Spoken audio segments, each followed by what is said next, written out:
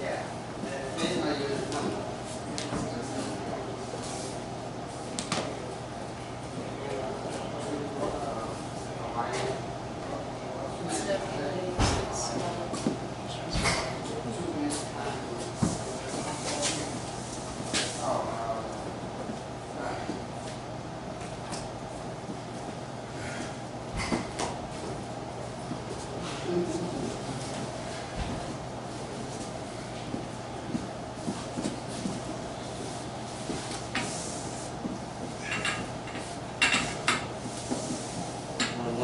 A heart full of love, loyalty, trust is exactly the definition of a religious consciousness. These qualities are needed. Without these qualities, one can never become aware of balance, of love, of beauty, of the tremendous splendor of existence. Existence is known through the heart, not through the head. And the heart approaches existence in deep love, trust. There is no other way to commune with the whole. These qualities slowly transform you. Transform you from doubting confusion into absolute certainty of knowing. Take you out of the chaos of the head into the harmony of the heart. Remember that.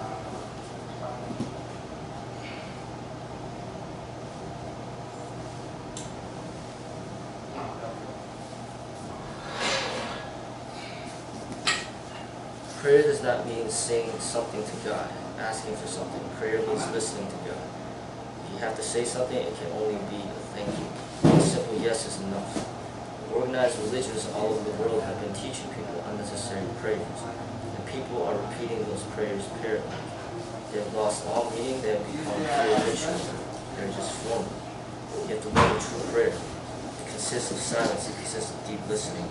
God wants to convey something to you, He is searching for you, but He never finds you because you are always so busy. Be silent, more and more occupied, more and more available.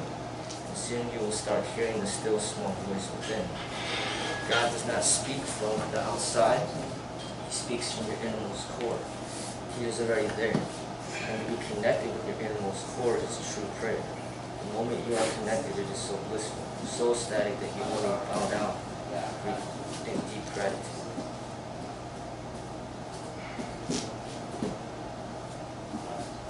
I like that one a lot. When it talks about prayer, and when I think of most religions, they do have prescripted ways of praying, which can make it, I wouldn't say inauthentic, but it's different than it's something personal. And actually, I pray a lot. I just don't publicly try to show it off because I don't think it's really necessary. But it gets me to thinking. I know you all familiar with the Bible. Was it Job or Jonas? Where he lost his sons. Job, yeah. Job lost his whole family. Yeah, lost his whole family, and it was a story with God and the devil, and it's like, well, he'll be ungrateful if you take his whole family from him, and he'll turn on you. And if anything, it was the total opposite. He was thankful to God still. And I think this kind of correlates with that. Like, not really asking for anything, but just giving thanks no matter what happens. Jonas is the fish. Job was one of the others. Or the well. Right. What about the story of Bolo? Still being rich. That's wrong, now. Come on now. Having biblical sparring bouts. Doing cocaine into other. Oh, that's not right. Excuse me, Tracy, this is my spot. I put my name on. Nobody should come to my territory, okay? And you know about it. I know you're a lady, but hey, I'm not trying to be mean. No more is my spot. I don't trust this lady. Why don't the ladies beat my ass? I'm not going to play nice to this lady. No more playing nice. You try to play nice by these ladies, they whoop your ass. Hey, she grabbed me around the neck, man. Like, what you doing? Stay in my corner. You're in my spot.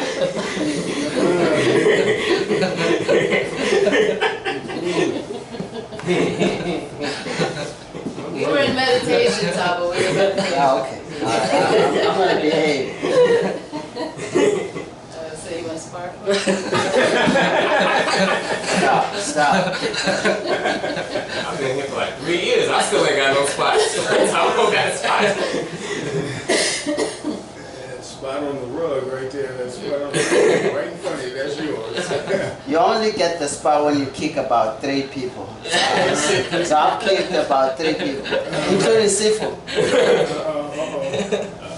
Bragging. Bragging. It comes natural. All right, Dad. Yours, Trinity. You got some seafood, gonna send one of the women that shirt.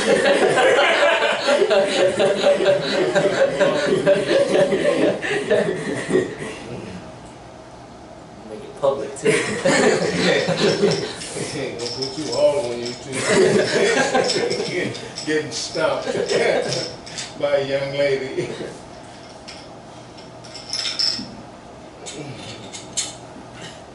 Might be a ticket to get the school of fame, man. Just somebody getting their ass whipped by a woman for real. And when We heard around the browser, they ain't got nothing on there. now then you use the telephone to call 911 either.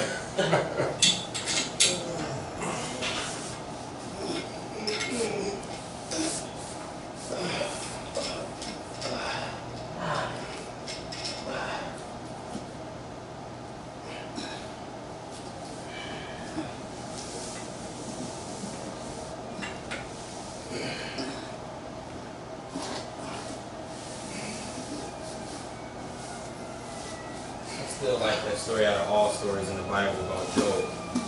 He loses everything pretty much twice, and he's still grateful. Like, how do you get to that point just in life where it's like, man, he loses everything? Like,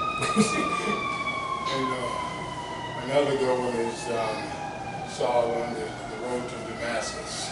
oh yeah, Saul turned into Paul. Paul said, "Who are you? Who are you?" And you don't know.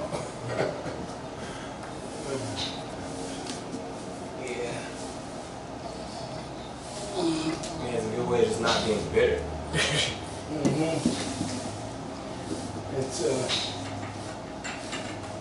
But you know, it did show his humanity as well, because there was a time where he got angry with God, and he let him know that he was angry with him, you know. But it showed that there's a relationship there.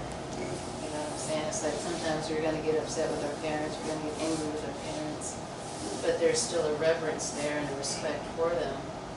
But because of the love and the relationship we have, they allow that, you know, because they understand that we're human. And so there was a dialogue that was going on between me and God, where, you know, he was trying to understand, why is all this happening to me, what can I do? And he cursed the day that he was born. Do you remember Right. that part? No, I actually got that part. Yeah, so Job cursed the day that he was born, that he came from his mother's womb, and you know, even in that, God, he comforted him, you know, and letting him know that he is God, and, you know, but even with that dialogue, Job did not lose reverence, respect, or trust in God, but he had to get it out because it was there, you know. Right. And so it just shows that, you know, we're going to experience those things, and it's okay because we're human. But as long as we just remember who we are and who we are in God and who God is in us, it's going to be all right. You know, as crazy as it seems, because he lost everything: his money, his cattle, all his children. His wife told him, "Curse God and die." I mean, he didn't even have to support his spouse. You know. I mean, on a basic level, it just reminds me of like relationships with people. I told Sequel actually maybe some years ago, I don't know if you caught it, I'm like, hey, I usually trust people after there's a disagreement. Like if we have a fallout, it's like, you know, you can see how people really feel and vice versa. It's like fighting with your brother. It's like, you know, I'll fight with my brother in the backyard, you know, whoop him when he whoop me, you'll never hear about it. We're still, you know, best of friends to this day, but still, like you said, you have to get that out. Right. You can't trust anybody if you don't know how you really feel. Like if you don't have an argument, if you don't know, I'm not saying negative things, but you know, like you said, getting that out. Getting the frustration. I had an argument with my brother a few years ago. And this isn't, brother born, from the same parents, but we grew up together and knew each other for 25 years, And he said, after we made up after this, and it was like explosive. He said, there were some times where I wanted to call you a bitch. I'd call you a bitch and all kinds of names, but even in his heat, in his fury, he said, I remembered that I love you. And so though he was still arguing, because that didn't stop the argument, but he, even in the midst of that, he remembered, and then I was the same way, because it wasn't about, we didn't insult one another, it was about the situation that we were in. Right. So we didn't call names and we didn't belittle one another, but that situation was real hot, and then a couple hours later, we were loving on each other again, and, talking about, I can't live without you, and so, so he, we're still, friends to this day. It's Quincy, who I was telling you about, Secret, but that's where I learned that even in heated arguments, you can still show respect to that person, you know what I'm saying? So whereas he wanted to, he did not call me out as, and he didn't say things intentionally that he knew would hurt me, Right, where not to go. Right. And it was the same, so it was a mutual thing. So the respect was still there, though the argument was happening, and then at the end of the day, neither of us regretted, had anything to really regret. So, that builds relationships. You learn after years have gone by and what you appreciate. I have a little sister that's shorter than me, so that's what I call her. But she's 3.5 years older than me, and she's my heart. But in our youth, we knocked down, drag out, and I used to throw knives and forks at her. I tear furniture in my anger, and she beat the crap out of me. But yeah, she's my heart now. I'm glad y'all had mended relationships. I have a friend I've known literally half of my life. Just a week or two ago, we was watching the NBA Finals, and we aren't friends anymore because he thinks Kobe is better than LeBron. And I'm just playing. Knock down, drag out on But the he sports is. Kobe's better than LeBron. I'm gonna see who just lost a suit. Lost two.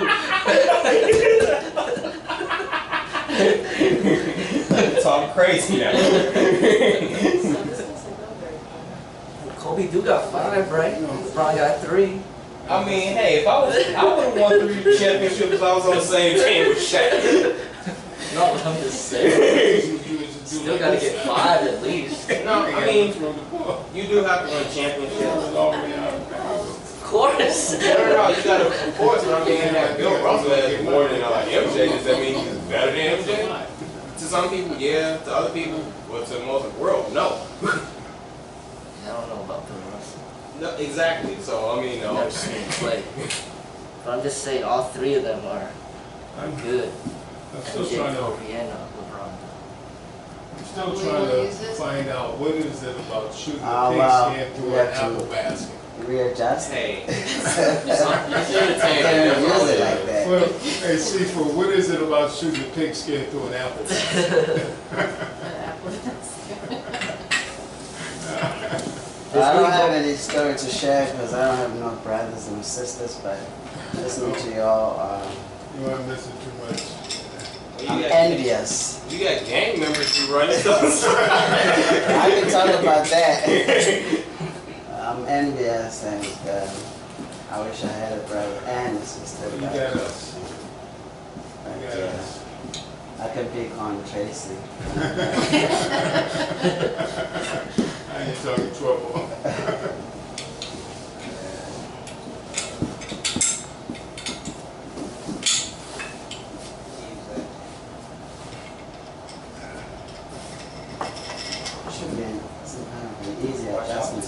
Don't looks- step in this spot. So comfortable. Yeah, don't even come over here, because not unless you inviting trouble. This is my spot. This is my permanent spot. I fought for this spot. I'll apply for a visa to come over there. Gotta get a green card first. You get whooped up by ladies.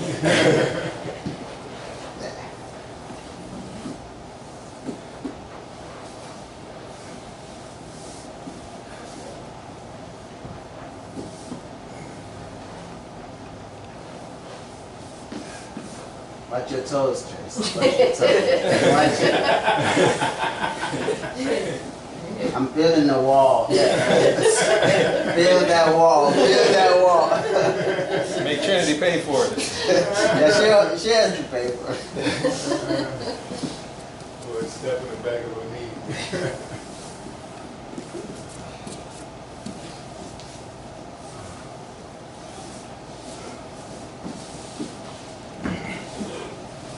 New car. Until it broke the next day.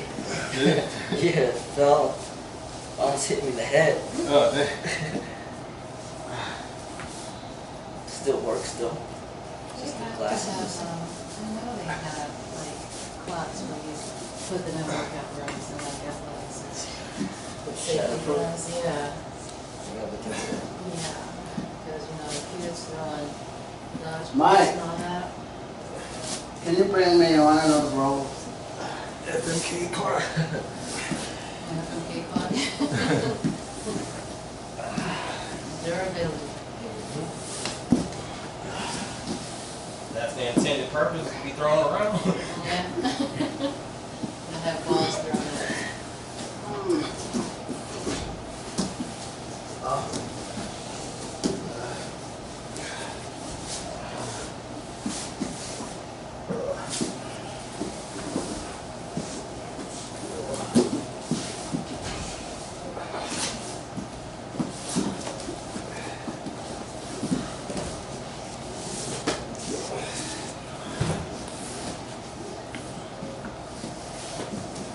What did I tell you?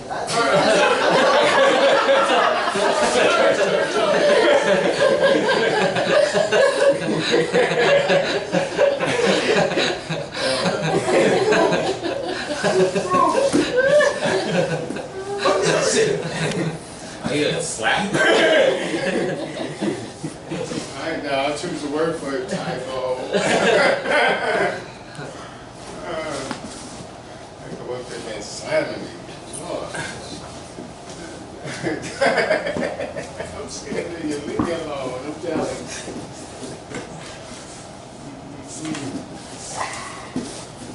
I'm telling you, typo. So when Osho's talking about the prayer, I really like what he says because, like, I'm really into the meditation, but when I see throughout my life other people that pray, I always notice that they're always asking for something, begging for something that just didn't sit well with me. You know, it's just like, hey, you know, I pray that I win this lottery, or I pray that this happens, that, you know, it's just, it never sit well with me. But the way that Osho's talking about it, he's like, true prayer is just saying thank you, or just being silent, being receptive of what you know, God is speaking to you, and that is pretty much really related to meditation to me. Like, I do really support, you know, praying as thankfulness, like just being thankful for everything that you have, be thankful for life. Be thankful for all the beauties in this world. And you know, he's saying to be connected to your innermost core is true prayer. So bowing down in deep gratitude, that's going exactly what I see. That's what I feel. So I just like how Osho kind of finds a way to make new meaning of certain words, or either make the new meaning or go back to the original what it's supposed to be. represent. I'm all for that. So meditating and true prayer, I feel, is very much interrelated, interconnected. But the other thing, which is the opposite, instead of being thankful, you're upset and you're complaining and asking, begging. That to me is not true prayer. But I like what Osho's saying about it.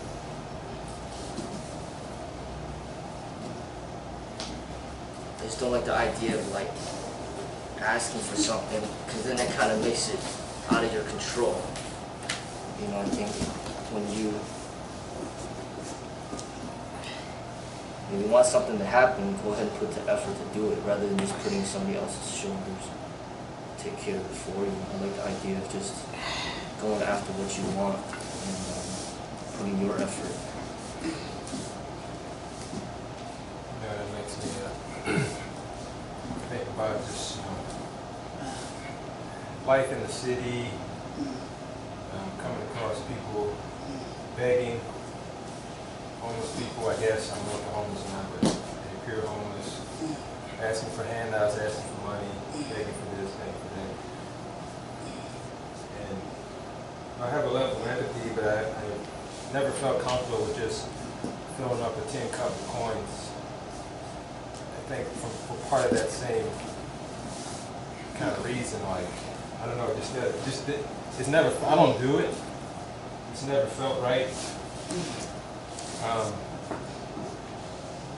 But it's something, I'm just kind of faced with daily, because you have privilege and you have stuff. You're going to run across folks that don't, and are begging for stuff. And be caught in a dilemma of what to do in that moment or how to do it. But the begging and asking never sat well with me either from that standpoint. There are also situations that are not in our control. And I look at situations like ailments, the birth of children or before they're born, and going before God and in prayer, asking for either guidance or clarity or peace or a divine healing when doctors tell you there is no cure for this or you're going to die in 6 months. I believe in situations like that it's okay to go to God, to go to our higher power, to ask for his or their help. Because in situations like that, it's not something that we can control. Yeah, we can. I'll give you a for instance. I was a kid, and I started running track when I was about 6, 7 years old. Been athletic all my life. Even as a child, I watched what I ate. As a kid, you eat your popcorn, you eat your candy, but I was an athlete, so I was always aware, Went through childhood, my adolescence. When I was 17 years old, I was diagnosed with type 1 diabetes. So all the working out, all the eating right, being athletic, being strong, having muscles, and being able to run and jump and being strong, there was nothing that I could do to prevent that from happening. And being 17 years old and having that type of thing, because it's a very challenging. It's manageable, but it's challenging on a daily basis because you are always conscious of it. So I cried out to God many times, asking for strength, asking for understanding, asking for peace of mind, because to this day it's still challenging, and it's not something that I can make go away. I can eat right, I can continue to work out as I've been doing, I can put out positive energy as I've been doing. But there's nothing that I can't say, okay, I'm gonna work out 5 times a week, I'm gonna, eat my greens, I'm gonna take my, because those are things that I'm doing. So at this point, You know, it's just okay if my body is going to right itself, if, you know, what doctors would say at this point, it would be a miracle or an act of God for that type to go away, you know. And so when I go to God in prayer, I first give thanksgiving. I'm always thankful, you know. But then if there's something that's troubling me, or if I'm just tired and, you know, just like, okay, I don't know what to do, you know, I really need, either I need peace of mind, or I just need, you know, some reassurance or something. I do go to God and I do ask for that. Calm my mind, give me reassurance, give me peace of my face. Or, you know, help me come up with an idea. But I think in certain situations that it is okay to go and ask your higher power, especially in situations that we cannot control. You know, now asking for God, ooh, let me win this lottery. Oh God, I need $1 million. I mean, that's different. Ooh, Lord, I had a dream and Jesus showed me I was going to win. It's like, no, I mean, that's when Jesus showed me I'm going to win the lottery. Lord, you know, so it's just different situations. But I do believe that there are some times where it is appropriate to go and ask. You know? And I would say, yeah, I agree 100%. But I would say the difference probably between you and the person that asks for handouts is that I don't picture you as the type of person that's waiting around for something to happen. Even though you're asking for, you know, guidance, you're not sitting around. You're doing your diet, you're exercising. You're doing what you have to do within your power. The other part, I just folks waiting around. I mean, Do something for me. you know, because I was never born into any religion like that, so I never really was taught the concept of God and nothing like that. So it's, to understand the people that are religious and spiritual, that are born into that, and they relate to God in a certain way that I don't. I can only give my interpretation of how I went through my life with struggles and challenges. I see a similarity, but it's not exactly the same. But in my situations, for example, I wouldn't be praying to God. I'd just be trusting. Just like my frame of mind would be, you know, everything happens for a reason, and just trusting that things will be okay. Now, trusting, it could be trusting in God, it could be trusting in existence, but just that deep trust that things will be okay. And that's just my frame of mind when I come through certain challenges. It's similar to me, it's not exactly the same, but I never, it's just a different outlook, just different, you know. But what I'm referring to would be things like, kind of like what Shazay is talking about. Things that you can control, but then you just, oh, you know, he'll take care of it, I ain't gotta do shit. You know, like you're able to work, but you just don't want to work because you're lazy and you're just asking for God for, just take care of this. You know, like, that's kind of what I'm talking about. That doesn't sit well with me, because I see a lot of people doing that, you know, and then it's like, you know, somebody's overweight, you know, and they just be like, oh, just pray, you'll be fine. It's like, you could put effort, you know, to exercise, to eat healthier. Like, it's not about praying, you know, it's just doing, you know. And but what I bring it back to what Osho's saying about prayer, and specifically that passage, I really like what he's talking about, because he's not saying pray to by asking and begging. He's saying pray to thank. Like, rather than, because everybody wants to take from God, like millions of people want to ask for something from him, but and rather than asking, you're not even asking anything, you're thanking him. And that to me makes sense. Like, thinking that, okay, you might have, you know, whatever ailment, you might be injured, but look at the things that you do have that you should be thankful for, you know. I mean, I could sit at home and cry all day and be like, man, I wish I was taller. You know what I'm saying? But, you know, it's like, hey, you know, I was born this way, you know what I'm saying? Like, learn to work with it, you know? Like, well, I wish my skin color was different. I wish my parents were different. You know, it's just, you could just whine and pout about things that are not in your control all day if you wanted to. Or you could just look at the things that you should be thankful for, focus on those. Or just essentially just be in meditation and just, to me meditation is you don't think, you don't complain, you're just silent.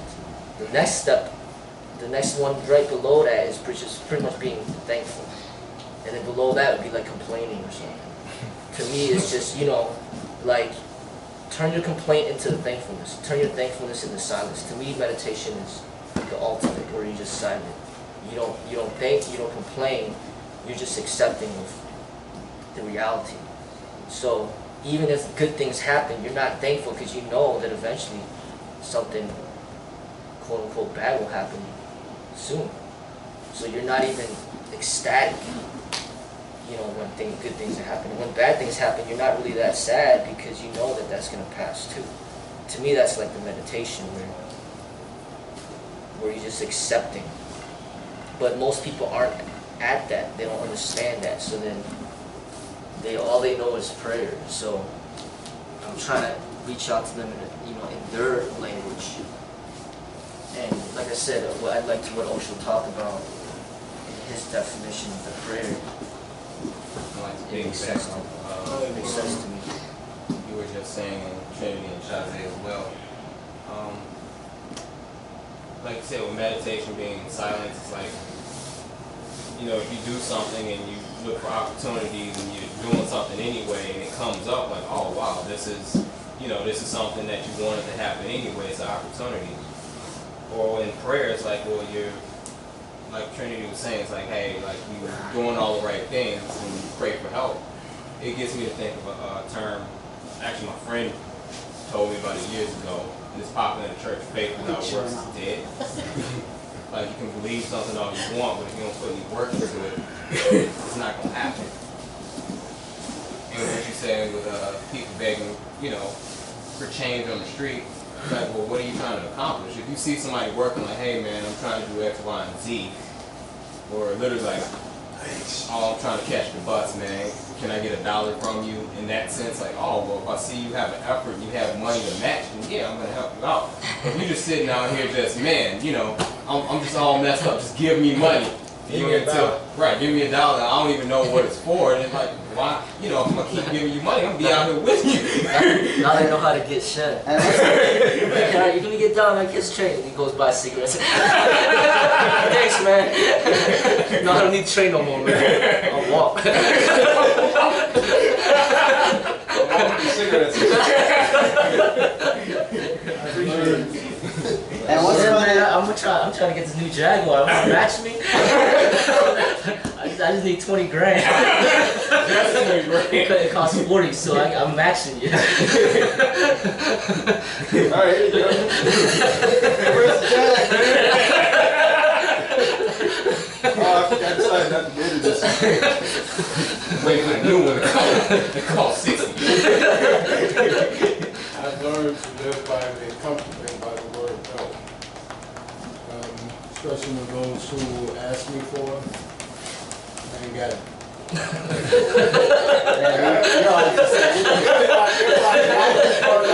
If I have it, you know, it's up to you to give. But it's up to you also to say no, but not judgmental. You know, I've been unemployed several times and I've been without. You know, but I haven't come to the point of begging. But if I have it, I will render it. But I'm not going to open my wallet to you. You know, right in front of you. If I got a nickel or a dime in my pocket, I'll give that to you. But You know, the reason why, because one bought a 8-ball, or rather bought a crack on the out right in front of me. I'm like, what the? You know, so that's why I say. But so far as asking, I just acknowledge, and similar to seafood, I even question, you know, the validity of there being a God, or is that wishful thinking, or is there something actually that keeps us at our, but then again, at our level that we are insanity. But then again, I'm not afraid of death either. I mean, if after all, I got bitten in the face by a rock wallet. And I was like, this is not right. Stop that, Johnson. And I mean, I almost ripped my face off, but I've had certain actions could have caused death to me. But I'm still here for some reason. I'm still here for some reason. So the mindset of accepting life on life's terms and living by the moral, I guess, idea of karma, which you put out to you receive back, or you may not. Still, and also the Four Noble Truths of suffering. Living is to suffer. Pain, anguish, headaches, childbirth. The Four Noble Truths. You know, the Eightfold Path of rightful thinking, rightful acting, you know, and so forth. And the letter 8 leading to wisdom, but also the 5 precepts, which are thou should not kill, thou should not commit adultery, thou should not, you know, the same thing as the letter 5 of the 10 Commandments. And so far, I'm content. So I've learned to be content. Oh, we need to gang up on somebody. No, that's the guy with the mic. You got a new joiner? Yeah, I was adjusting you. Oh, you finished that? I was adjusting you.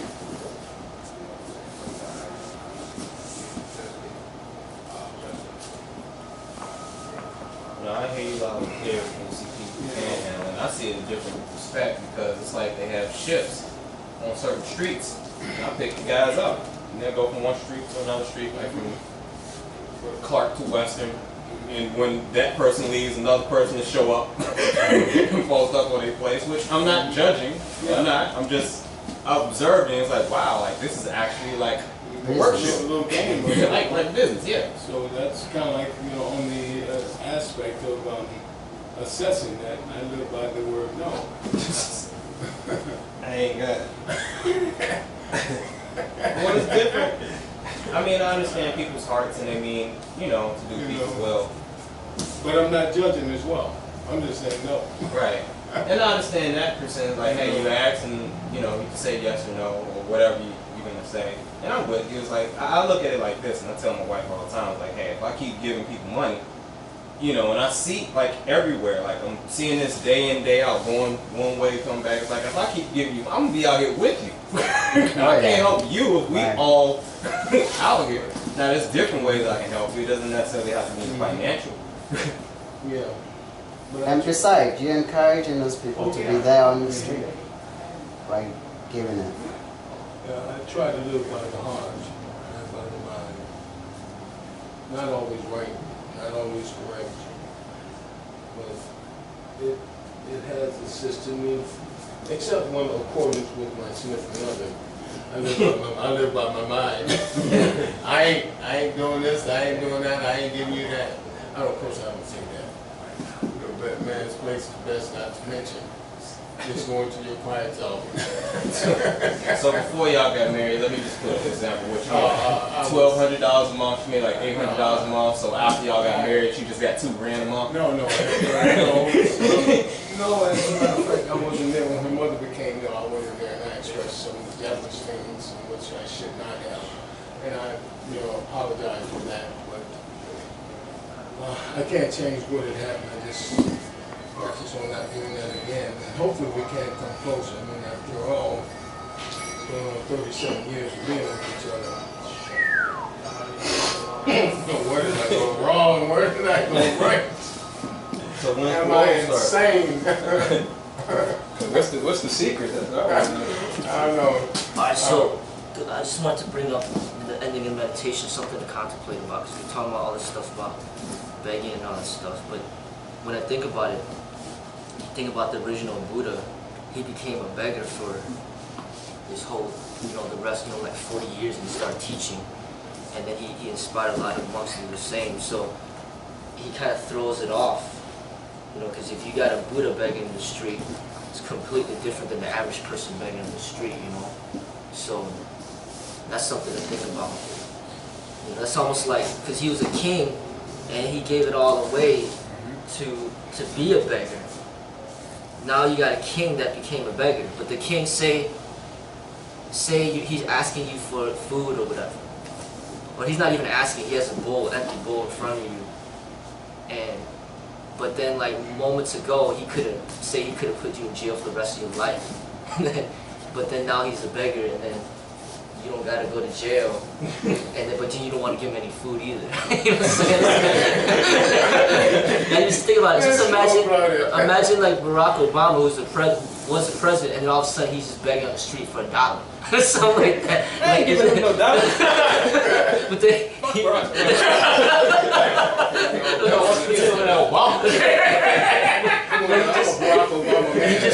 you know, Buddha just threw it, flipped it. And then now it's just like, you don't know if that beggar on the street is a Buddha or just the regular beggar. You know, he just flipped it. So it's like you, because Osho did this too, it's like you get a degree and you're a professor, and then all of a sudden you burn it, you move to another country, nobody even knows about it, and then you act as if you're not even educated, but then you are educated, you know. But you know, it's like, you can't identify when people don't use titles and labels to say, hey, you know, look at me, you know. Same thing with a black belt, you know, you train and then you get like 20 black belts and you get rid of all of them. You live as if you don't have one. You never own one, never got to that level. And then people, you know, they underestimate you. They don't give you that respect that they would if you had that title or that recognition. But then you purposefully gave all that up. Then you still retain that essence within you, and it's always there. But then the outside, they're so fixated on the titles and the physical representation of it all, and then they judge you based on that. And that's just something I think is relevant to the things that we've been talking about. So I see truth on both sides of that. This that we're learning here, once I get close to my 5th year, if that all works out, I want to take it to a religious side, in which I can have the knowledge that I know how to break somebody down, but still will seek to talk my way out of it. Yeah. You know, but I really need to get on the spiritual side of Buddhism with this and assist this. I think that's much better than just being who I am now. Yeah. You know, and helping others if I can. You know, if they're open to it and not trying to thrust it, you know, get slammed for it.